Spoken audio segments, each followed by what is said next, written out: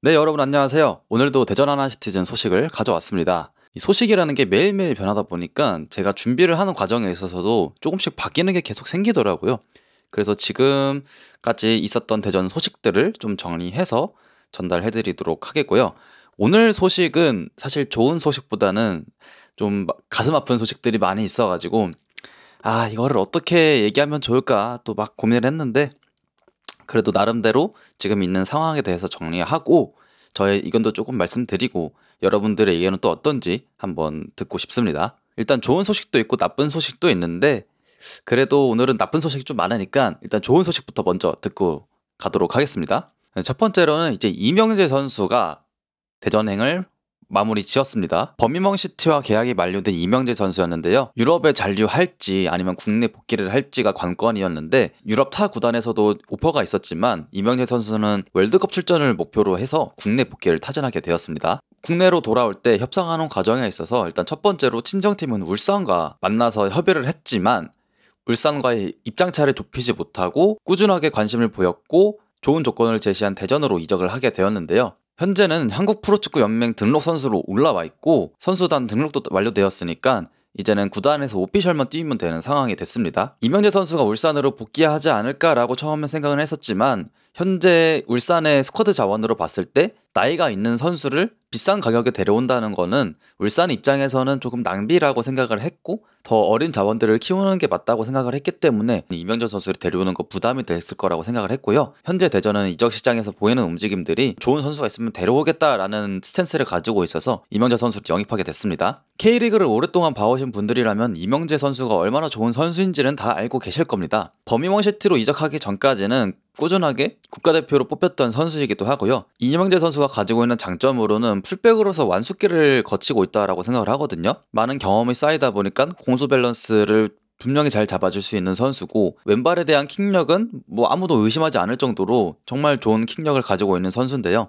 현재 대전이 가지고 있는 왼쪽 풀백 자원들을 살펴보면은 공격적으로 올라가는 부분은 그래도 괜찮지만 수비 상황에서 아쉬운 부분들을 많이 보여줬기 때문에 그 부분을 조금 채워줄 수 있는 선수이지 않을까 생각을 하고요. 풀백 오른쪽에 김문환, 왼쪽에 이명재가 주전으로 나왔을 때 나이가 조금 있긴 하지만 어쨌든 그 두 선수가 가지고 있는 퀄리티는 K리그 전체로 봤을 때도 풀백 자원은 정말 좋은 스쿼드를 가지고 있다라고 말씀드릴 수 있겠는데요. 현재 지금 대전이 이적 시장을 보면은 풀백에서 너무 많은 선수를 데리고 있어요. 현재 오른쪽에 스쿼드 자원으로 볼 수 있는 선수는 김문환, 오재석, 그리고 여승원이 오른쪽 풀백도 가능한 선수이기도 하고요. 또 왼쪽 풀백으로 보면은 박규현, 이명재, 여승원 또 선수가 왼쪽도 가능하고요. 여기에 더불어서 강윤선 선수도 왼쪽, 오른쪽 풀백 다 사용 가능한 선수이죠. 근데 강윤선 선수는 지금 풀백 선수들을 들어오는 거를 보면은 조금 더 미드필더 자원으로 분류될 것 같고요. 양쪽 풀백에 빵꾸가 났을 때 좀 채워주는 용도로 강윤선 선수를 사용하지 않을까라고 생각하고 있습니다. 일단 이명재 선수는 선수단 등록이 됐기 때문에 이번 주 금요일 경기부터 나오지 않을까라고 생각을 하는데, 이제 버미먼시티에서 많은 경기를 뛰지 못했기 때문에 한 3경기 정도 뛰고 이렇게 돌아왔는데, 초반에는 이제 경기 감각을 끌어올리는데 좀 많은 노력을 가야 될 것 같고요. 이명재 선수가 대전의 왼쪽 풀백을 담당하면서 대전이 조금 더 좋은 경기력을 보여주는데 보탬이 됐으면 하는 바람입니다. 다음은 천성훈 선수에 대한 소식입니다. 천성훈 선수가 사실 이거는 범죄와의 연루가 됐기 때문에 이런 것을 언급하는 것에 대해서 좀 고민을 많이 했는데, 그래도 이 상황에 대해서 어느 정도는 말씀드릴 게 있어가지고 조금 준비를 했습니다. 일단 천성훈 선수가 지금 성범죄 의혹으로 경찰 조사를 받고 있는 상황이고요. 김진야 선수와 트레이드 되는 과정에서 이제 오피셜만 남은 단계에서 갑자기 보도자료가 뜨기 시작했죠. 한국 프로축구 연맹은 천성훈 선수에 대해서 활동 정지 처분을 내렸습니다. 천성훈 선수는 지금 결백을 호소하면서 상대방을 무고와 또 다른 여러 가지 범죄 항목으로 맞고소 상태하고 있는 상황입니다. 여기서 우리가 봐야 될 것은 천성훈 선수가 범죄를 저질렀냐 아니냐는 경찰 조사가 마무리되고 결과가 나오고 난 이후에 우리가 얘기를 하는 것이지, 사실 저희가 무죄 추정의 원칙을 따라야 하잖아요. 한국 프로축구연맹은 일부 강력범죄나 반스포츠적 범죄의 경우에 하나요 문제가 해결될 때까지 선수가 팬들 앞에서 잠시 동안 보이지 않도록 경기 출장만 금지시키는 것을 명목으로 하여서 활동 정지 처분을 하였는데, 이렇게 보면은 한국 프로축구연맹에서 선수를 보호하는 역할을 해주고 있는 건가? 라는 생각이 들게끔 합니다. 무죄 추정의 원칙에 따라서 이 선수를 처음엔 보호해주고 결과가 나온 이후에 처분을 해도 되지 않을까, 그렇게 생각을 하는데, 천성훈 선수에게 이렇게 활동 정지를 내렸다는 거는 축구를 잘 모르는 제3자가 이런 소식만 들었을 때 천성훈 선수한테 무슨 범죄가 진짜 일어났구나라고 생각할 수밖에 없게 되거든요. 이런 식으로 처분을 내렸다는 거는 좀 아쉬운 판단이지 않을까 생각을 하고요. 그렇다고 해서 제가 이 범죄에 연루된 천성훈 선수를 옹호하고 있는 건 아닙니다. 만약에 정말 이게 문제가 된다라면은 천성훈 선수는 감당해야 될 처분이 분명히 있을 것이고요. 그런데도 불구하고 요즘 세상이 이 이용만 가지고 모든 걸 판단할 수 없는 세상이 되지 않겠습니까? 사실 그 선수 개인의 행위에 대해서는 저희가 통제할 수도 있는 것도 아니고 개인의 판단에 따라서 행동하는 건데, 이런 의혹에 연루됐다는 것만으로도 구단 입장에서도 선수 개인 입장에서도 그렇고 좀 껄끄러울 수밖에 없거든요. 천성훈 선수가 이런 의혹에 연루가 됐다는 것만으로도 조금은 실망감을 가질 수는 있지만, 어찌됐든 천성훈 선수는 지금 무고를 강력하게 주장하고 있는 상황에서 결과가 나오기 전까지는 저희가 믿고 기다려야 되지 않을까 하는 생각이긴 합니다. 그리고 이것이 FC 서울과 트레이드 되는 과정에서 구단이 모른 척하고 있었던 거 아니냐라고 조금 말이 나오긴 했었지만 그거는 아니고요. FC 서울도 이 부분을 분명히 인지하고 있었고, 만약에 이 결과가 천성훈 선수의 혐의 없음으로 나오게 된다면은 FC 서울은 계속해서 계약을 할 의지를 표명했다고 합니다. 이런 일에 연루가 되었다는 것이 마음 아프긴 하지만 선수 본인의 미래를 위해서라도 이 문제가 좀 빨리 해결됐으면 하는 바람입니다. 다음은 트레이드 결렬 소식입니다. 제가 지난번 인적시장 영상에서 수원FC의 안데르손 선수와 대전의 선수 2명 플러스 현금을 얹어서 트레이드가 될 것 같다라고 얘기를 했었는데, 최종적으로는 지금 결렬이 됐고 이 과정에서 많은 상처를 얻게 되었습니다. 트레이드 협의 과정에서 대전의 김원택 단장이 선수들의 사전 동의 없이 수원FC와 협상을 진행을 했고 후통보하는 방식으로 이제 처리가 돼가지고 문제가 됐습니다. 이제 여기서 보내려고 했던 선수는 유강현 선수와 강윤선 선수, 이렇게 얘기가 됐었는데요. 수원FC 김문준 감독이 처음에는 김민덕과 유강현을 원했지만 대전에서는 김민덕을 보낼 수 없다라고 얘기를 했어서, 그렇다면 강윤성을 달라라고 얘기가 나와서 이렇게 강윤선 선수와 유강현 선수를 보내겠다는 명목으로 트레이드를 진행하려고 했었는데요. 저희가 여기서 주의 깊게 바라봐야 될 것은 선수의 동의 없이 먼저 독단적으로 협의를 진행하고 너 보내야 된다 이렇게 얘기했다는 것이 큰 문제라고 좀 바라봅니다. 대전 구단에서도 선수에게 너 이렇게 가야 될 것 같은데 갈 의사가 있니? 라고 먼저 얘기를 하고 나서 진행을 하던가, 그리고 수원FC 입장에서도 우리가 너를 데려오고 싶은데 우리가 이렇게 좋은 조건을 제시하거나 뭐 이렇게 하겠다, 너를 데려오면 내가 이렇게 잘 하겠다라는 것을 사전에서부터 얘기가 됐었더라면은 이게 문제가 되지 않았을 것 같은데, 더군다나 강윤선 선수나 유강현 선수나 대전에 대한 애정이 굉장히 강한 선수인데 선수 개인의 상처가 입힐 수밖에 없거든요.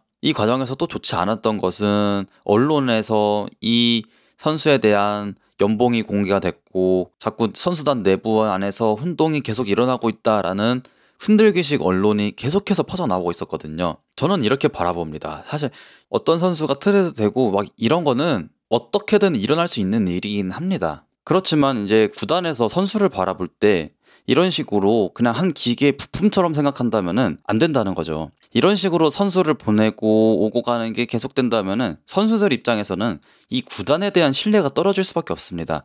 내가 아무리 이 팀에서 헌신하고 열심히 한다 한들 나는 언제 버려질지를 모른다라는 생각을 하게 될 거란 말이죠. 이런 식의 진행 방식은 정말 구시대적인 진행 방식이라고 비판을 많이 받고 있는 상황에서 결국에는 트레이드 카드로 활용되려 했었던 강윤선 선수와 유강현 선수에게 상처밖에 남지 않는 결과가 되거든요. 특히나 대전 팬들로서는 예전에 최은성 선수의 은퇴 종용 사건부터 해가지고 지금까지 프런트 내부에서 계속해서 잡음이 일어나고 있는 상황에 이런 일이 또 터진다라는 것은 프런트에 대한 신뢰감을 계속해서 떨어뜨리는 행위들만 지속하고 있다라고 말씀드릴 수 있을 것 같습니다. 또 이런 과정에서 팬들끼리의 의견 충돌도 계속 일어나게 됐고, 트레이드가 진행이 되고 결렬이 되는 그 과정까지 너무나도 많은 잡음이 있었기 때문에 이런 식으로 일 처리를 진행한 김원택 단장에 대해서 비판에 대한 목소리가 계속해서 커질 수밖에 없는 상황인 것 같고요. 이 트레이드 건이 완전히 종료가 되었다고 보기는 어렵지만, 만약에 이 트레이드가 다시 협상이 진행이 되게 된다면은 문제가 될 만한 협상 진행 과정은 없이 진행되길 바라는 마음입니다. 마지막으로 이제 굉장히 쓰라린 소식입니다. 밥신이 부상을 당했다는 소식인데요. 햄스트링 부상을 회복하고 지난 광주전에서 복귀를 했던 밥신이었는데, 경기가 끝나고 난 이후 무릎에 굉장한 통증을 느꼈다고 하고요. 이것이 수술까지 갈 것으로 보입니다. 일단 루머로 나오는 부분에 있어서는 무릎 쪽에 반월판 연골이 찢어진 것으로 알려져 있고, 이것을 봉합하는 수술을 진행한다고 하고요. 회복 기간은 3개월 정도 걸린다고 보고 있습니다. 그나마 다행인 것은 반월판 파열이 아니라 찢어진 정도라서 봉합을 하는 정도의 수술이면 될 것 같고요. 이 반월판 파열은 선수로서는 정말 치명적일 수밖에 없는 부상인데, 그것까지 가지 않았다는 것은 그나마 안심하는 부분이긴 하지만, 어찌됐든 장기간의 또 부상을 입었다는 것은 대전에게 있어서는 치명적인 부상이 아닐 수가 없습니다. 밥씨는 여러분들 다 아시다시피 대전의 중추적인 역할을 해주던 선수였기 때문에 이 선수의 공백을 최근까지 계속해서 느꼈고, 이 선수가 이번에 광주전에 들어와서 보여줬던 모습을 보면은 다른 모습을 보여준다는 것을 다 아실 텐데, 다시 장기간으로 이탈하게 된다는 것은 현재 순위 싸움을 하고 있는 지금 상황에서 뼈아픈 부상이 아닐 수가 없는데요. 이 공백을 어떻게 메우느냐? 황선홍 감독은 골머리가 많이 아파질 것 같습니다. 이렇게 되면 또 중원 조합을 어떻게 가져가야 되나, 이런 고민이 많이 생길 것 같습니다. 현재 중앙 미드필더 자원으로 분류될 수 있는 선수는 김봉수, 이순민, 강윤성, 김한서 정도가 이렇게 뛸 수 있다고 보여지는데, 그리고 뭐 조금 더 포함시킨다면 김현욱 선수와 김준범 선수까지 포함시켜서 중앙 미드필더 자원을 대체를 할지, 아니면 다른 선수를 영입을 해올지, 인적 시장 상황을 계속해서 팔로잉 해야 될 것 같고요. 계속해서 대전은 부상 악재가 시달리고 있습니다. 대전이 지금 올 시즌 부상당한 선수만 해도 수두룩 빽빽합니다. 일단은 김승대 선수 올 시즌 장기 부상으로 한 번도 모습을 드러낸 적이 없고요. 또 최근에 훈련 복귀했다가 다시 재부상을 당했다는 얘기도 있었고요. 밥신도 이번에 햄스트링 부상을 달고 복귀를 했는데, 복귀하자마자 다시 장기 부상을 끊고, 하창래 선수도 사실 아킬레스건에 대한 통증을 계속해서 가지고 있는데 지금 수비수 자원이 없다 보니까 계속해서 뛰고 있는 상황이고, 안톤도 장기 부상 끊고 돌아왔고, 이 부상 문제가 올해만 이렇게 터지는 것이 아니라 작년부터 계속해서 발목을 잡아왔습니다. 근데 이게 훈련 세션에서 문제인 건지, 의료진의 문제인 건지, 피지컬 팀의 문제인 건지, 선수 개인의 문제인 건지 저희는 알 수가 없잖아요. 물론 선수들 본인도 답답하고 감독 코치진들도 답답하겠지만, 바라보는 팬들 입장에서는 답답할 수밖에 없는 상황인 것 같아요. 이 부상 문제를 해결하기 위해서 어떤 식으로 조치를 취해야 할지 구단의 입장에서도 좀 많이 고민을 해봐야 될 것 같습니다. 이렇게 모아놓고 보니까 대전에게 있어서는 안 좋은 소식만 계속해서 몰려오는 것 같아요. 현재 2위 싸움도 굉장히 어렵게 흘러가는 상황이 됐고요. 지금 영입하는 선수들로 봐서는 어떻게든 이번 시즌 좋은 성적을 내겠다라는 목적이 보이고 있는데, 하나하나씩 계속해서 문제가 이렇게 터지다 보니 구단 입장에서도 굉장히 난처한 상황이 될 것 같습니다. 네, 오늘 준비한 소식은 여기까지고요. 제가 마지막으로 하고 싶은 말이 있다면은, 구단과 선수 사이의 신뢰, 구단과 팬들 사이의 신뢰, 이런 신뢰를 무너뜨리는 것이 아니라 잘 융합해서 더 좋은 팀을 만들어 나가는 대전이 됐으면 좋겠다는 말을 좀 하면서 오늘 준비한 소식 여기서 마무리하도록 하겠습니다. 다음에는 이제 좀 이런 안 좋은 소식들 위주 말고 좋은 소식들로만 해가지고 여러분들께 좀 소개해드리는 시간을 가지면 좋겠습니다. 오늘 여기서 이만 물러가도록 하겠습니다. 안녕.